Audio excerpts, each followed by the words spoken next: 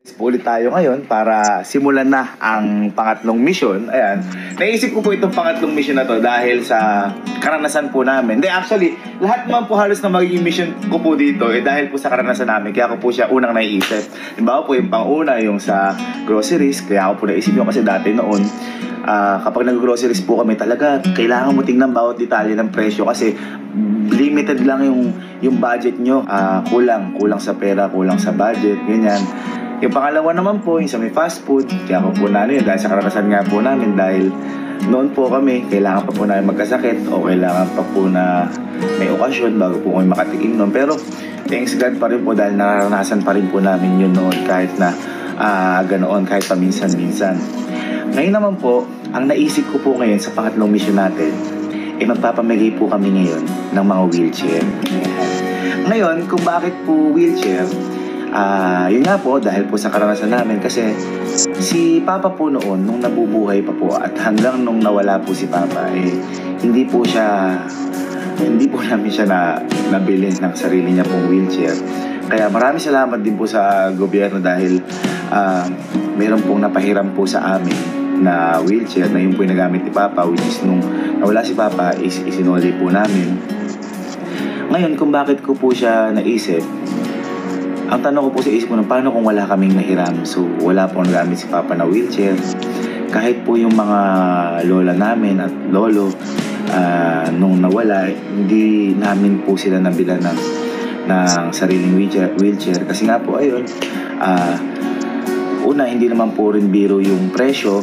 And at the same time, parang hindi ka rin kagad makakabili noon kasi parang, ayun nga, mas gugustuhin mo na lang na maghintay sa pila na sa government ka manghiram, ganyan. Kaya ngayon, naisip ko po yun, what if kaya ako, merong tao kami na mapagbigyan na ganito, na at least hindi na sila manghihiram, sa kanila lang talaga, at saka baka makahelp ito sa kanila kasi kahit anong gawin nila sa may wheelchair, wala na silang pangamba na baka masira, ganyan. Kaya ito po yung naisip po namin ngayon na pangatlong mission po namin. Ngayon, kinausap ko sila Allen na sabi ko, Allen kako, 10 ba ako ibibigay nating wheelchair? Di ba? 10 kasi yung birthday ko. Sabi ko parang kulang para sa akin po, parang kulang kasi minsan lang naman natin gawin. Kaya ako po, dinagdagan ko pa po ulit ng 10. Kaya po ngayon, bibili po kami ng 20 wheelchairs at ipapabigay po namin ito sa mismong barangay po namin ngayon dito. Kaya kanina po, tinawagan po namin yung mga konsihales po dito, yung mga kapitan na kung sino po yung mga kakilala nila na pwede po namin mapagbigyan. At thanks God po, mayroon po pala talagang nangangailangan. At sobrang happy ko po na naisip ko po ito na sa maliit na bagay po makakatulong po kami sa kanila.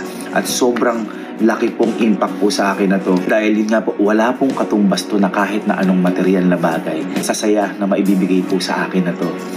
Kaya ayun po, ang gagawin po namin ngayon ay inom lang.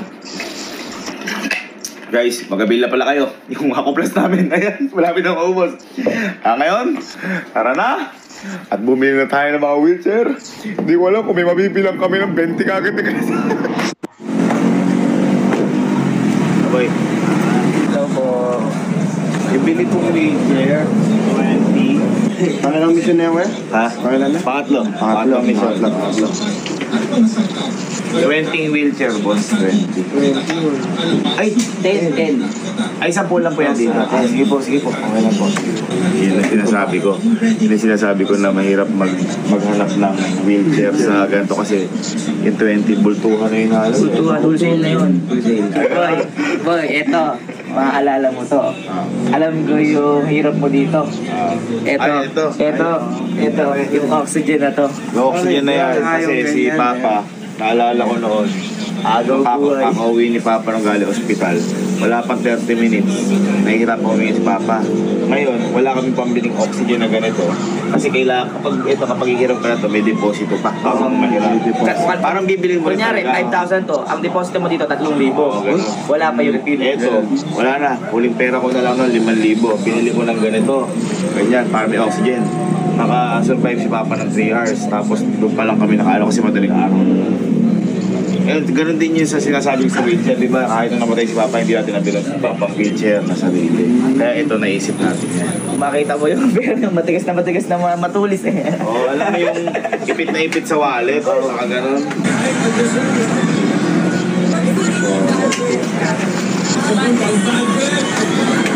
So, hanap pa tayo ng 10. 10 pa? Oo, 10 pa. Thank you so much po. Thank you so much po.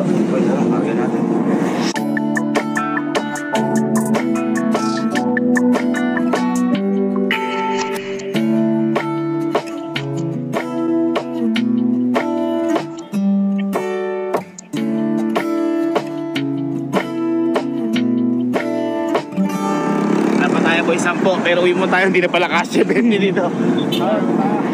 Okay, so pauwi-uwi lang namin. Nagtanong kami sa mga ibang medical shop. Tama ba? Medical shop? Medical store. Medical store, nagtanong kami. Halos wala. Isa, dalawa. Ganun lang nakita namin. Kaya nag-decide kami ni Allen na umorder na lang sa Manila. Ipapalalabog na lang kasi baka hindi rin po umabot sa araw na to ngayon. Kasi next week yung deliver dito. Oo, kasi ang nagpa-contact nga kami kala kapitanan sa mga bibigyan para umabot pa rin po ngayong araw. Kaya ngayon, order po kami ng 10, pinadeliver na po dito ng Lalamove. Kaya, so iniintay na lang po namin. At ngayon, eto na ang 10. Ano nga ng 10? 20!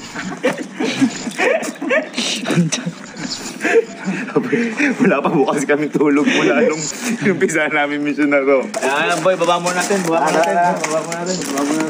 Sige nga, baba mo nga kuya, baba mo nga. Tulungan niyo ako. Ikaw ang kanya ka pa may hawak. Hindi ka malang tumulong. Kanina pa. Napagtanto ko yun ah. Ayan na daw yung in-order natin ulit 10. Ayan yung 10 natin kanina. So, andyan na yung 10 na in-order natin. Pwede na lang umabot ngayong araw. Okay.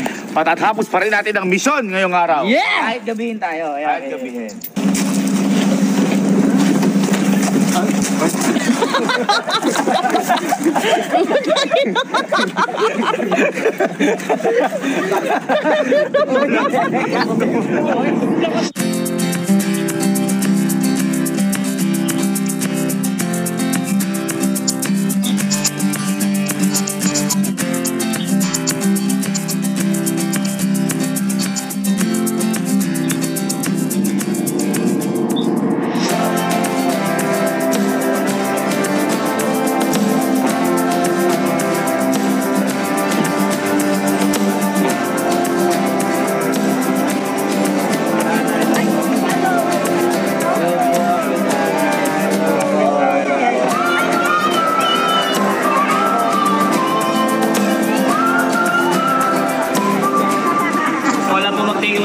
Dahil sa pag-help po sa amin na makahanap po ng pagbibigyan and nakapaghihalap po sa mga staffs, barangay staff, sa mga tanod po.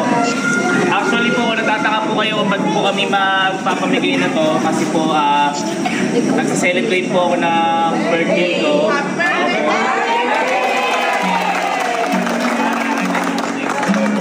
Baga po, way po ito na celebration ko, may ginagawa po kami na mission at naisip ko po yung sa wheelchair kasi po nung kami po ni Papa noon, minsan di po kami nagkaroon ng sariling wheelchair. Yung kumbaga po, kailangan pa po natin manghiram sa government. Kaya naisip ko po ito, mas maganda po meron po tayong sarili kasi po at least kahit paano po makaka-help po sa isip natin na hindi na po natin kailangan isole. Sarili lang po. Kahit po lagyan natin ito ng turbo, okay na okay lang po yan. Kahit gawin po, kahit na lang po gawin natin. Kaya po maraming salamat din po mga sir, mga ma'am, mga nanay, mga tatay. Maraming salamat po dahil nakipag-participate din po kayo sa may birthday ko. Malaking impact po sa akin to. Ngayon ko lang po ito ginawa. Kaya maraming salamat po. Maraming salamat po.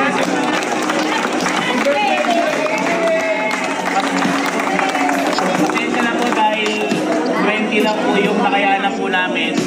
Pero marami pa po kaming projects na gustong gawin po sa barangay natin, sa lahat ng para po at least, unti-unti po nakakatulong po tayo at nakakapag-celebrate po tayo ng makabuluhan. Ayun po, maraming salamat po ulit at sana po matuwa po kayo sa munting regalo ko po sa inyo. Maraming salamat.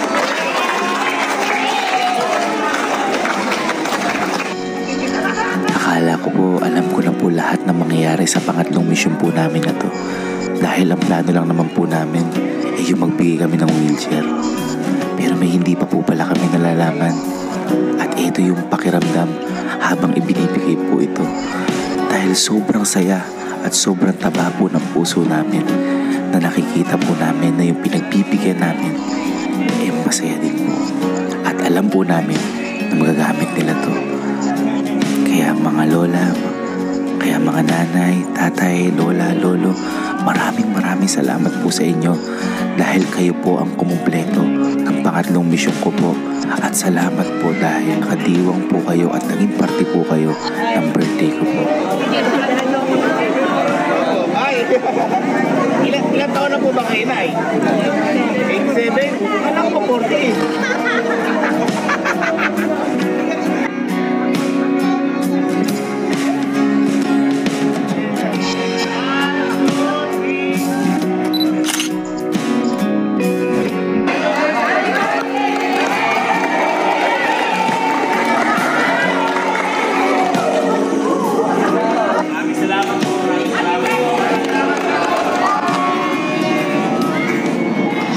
So, kakauwi lang po namin lahat dito. Yan! Tapos na ang pangatlong mission. Ano masasabi? Kasi si Mama hindi alam yung ginawa namin. Ano masasabi mo sa nangyari na yun? Siyempre, nakakatas kasi ang hirap ng Nakakatat.